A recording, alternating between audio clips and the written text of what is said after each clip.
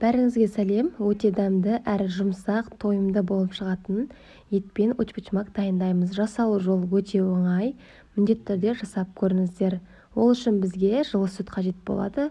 Осы жылы сүтіміздің үстіне енді дрожжымызды саламыз. 10 грамм қажет болады. Содан кейін әзірше 50 грамм ұнымызды қосамыз. Үстіне жарты шай қасық тұзымызды саламыз. Енді ерітілген сары майымызды қосамыз. Содан кейін сұйық майымызды құямыз. Қазірше сұйық масымызды дайындап аламыз. Енді 2 жұмыртқамызды қосамыз. Барлығын енді жақсылап араластыратын боламыз. Бірден венчикпен араластырсақ болады. Барлығын жақсылап араластырып, езіп алғаннан кейін дайындап қойған 400 грамм ұнымызды қосамыз. Бірінші аз-аздан салып, жақсылап араластырып аламыз. Бірінші араластырып алып, содан кейін қолымызбен қамыр илейміз. Басында біздің қамырымыз кішкене қолымызға жабысқыш болады. Барлығын жақсылап біріктіргеннен кейін қамырымыз өз-өзіне келеді. Аздап ұн қоссаңыз да болады. Енді дайын болған қамырымызды бетін жауып, жылы жерге 1 сағатқа қоямыз көтерілуге. Енді келесі кезекте біз салмамызды дайындаймыз. Бізге тартылған ет қажет болады 400 грамм, содан кейін жарты жуа, кішкентай болса 2 картоп, үлкен болса 1 картоп болады. Енді бірінші жуамызды турап аламыз.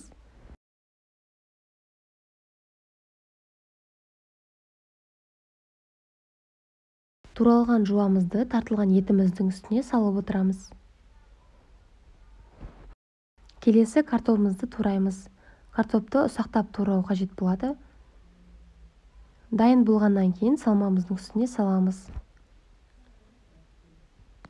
Енді біз туралған салмамыздың үстіне жарты шай қасық тұзымызды саламыз. Содан кейін бұрышымызды салатын боламыз. Қара бұрыш қосамыз. Дәміне қарай мен жарты шай қасық қостым. Барлығын енді жақсылап араластырамыз.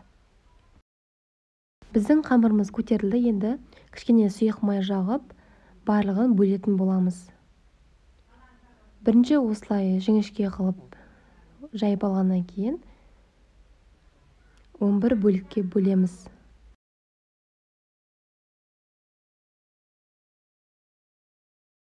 Бөлікке осылай бөлгеннен кейін барлығын осылай дөңгелектеп шарик жасаймыз.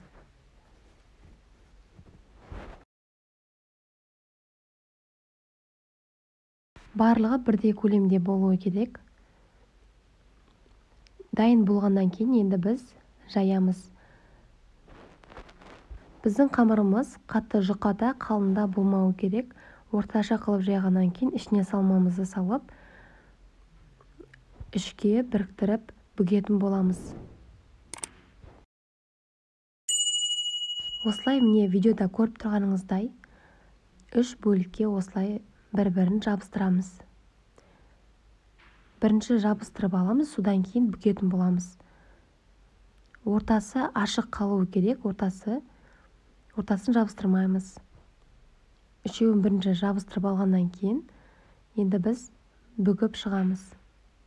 Осылай қолымызбен орап-орап, видеода көргеніңіздей орап-орап бүгіп шығамыз.